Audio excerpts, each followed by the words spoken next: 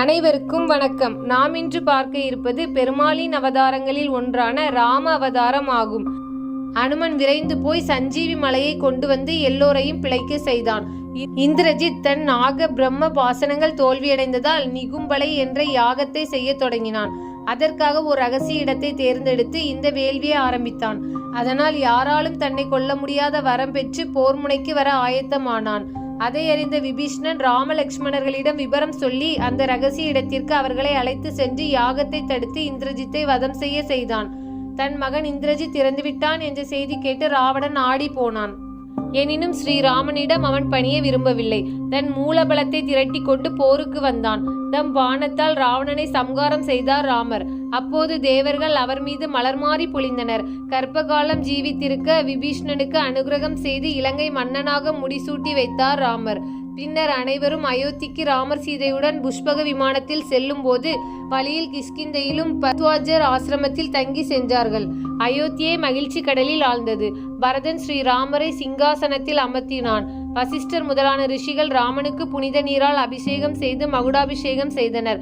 ஸ்ரீராமர் சீதையுடன் தர்ம நெறி வலுவாது பல ஆண்டுகள் ராஜ்ய பரிபாலனம் செய்து வந்தார். கோசலை நாடு சீரும் சிறப்பும் பெற்று திகழ்ந்தது. ஒரு நாள் ராமர் நகர்வலம் வந்தார். அங்கே ஒரு வீட்டில் உள்ளவர்கள் தம்மை பற்றி பேசுவதை கேட்டார். அங்கே சீதாதேவியை பற்றி தவறான விவாதம் நடந்து கொண்டிருப்பதை கேட்டார். அந்த வார்த்தைகள் ராமனுடைய நெஞ்சில் முள் போல் குத்தியது. தர்மத்திற்கு எடுத்துக்காட்டாக வாழ்ந்து வந்த நாம் இப்படி ஒரு விஷயத்தை எண்ணி பார்க்கவில்லையே என துயருற்றார். இதன் காரணமாக உலக நிந்தனைக்கு பயந்து கர்ப்பிணியான தன் சீதையை காட்டில் கொண்டு போய் விட்டு வர லக்ஷ்மணரை பணித்தார்.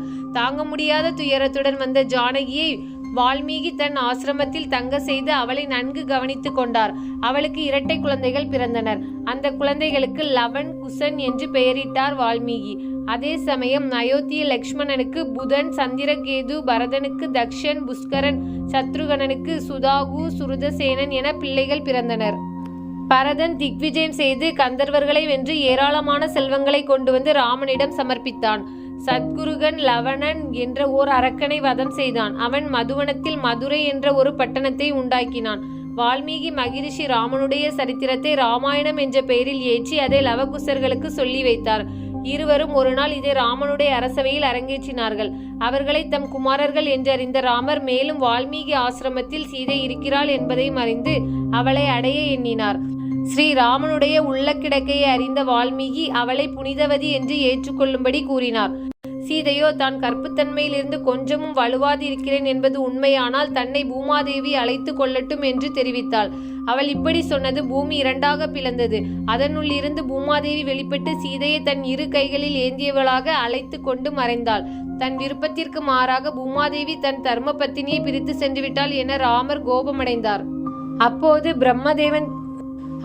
பிரம்மதேவன் தோன்றி ராமனை சமாதானப்படுத்தி சீதாதேவியின் பூலோக வாசம் முற்று பெற்றது. அவள் வைகுண்டத்தில் உங்கள் வருகைக்காக காத்திருப்பாள் என்று பிரம்மா சொன்னார். அதன் பிறகே ராமர் சாந்தமடைந்தார். ராமர் தன் புதல்வர்கள் லவகுசனை ஏற்றுக்கொண்டார். 13,000 ஆண்டுகள் ஸ்ரீராமர் ஆட்சி செய்துவிட்டு ராஜ்யத்தை தன் புத்திரர்களுக்கும் தமது சகோதரர்களின் பிள்ளைகளுக்கும் பகிர்ந்து அளித்தார். அதன் பிறகு சரயூ நதியில் இறங்கி வைகுண்டம் சேர்ந்தார். அவரை பின்தொடர்ந்து சங்கு சக்கர அம்சங்களாக பிறந்த சத்ருகன், பரதனும் ஆதிசேஷனான லக்ஷ்மணனும் பூலோகத்தை விட்டு வைகுண்டம் சேர்ந்தனர்.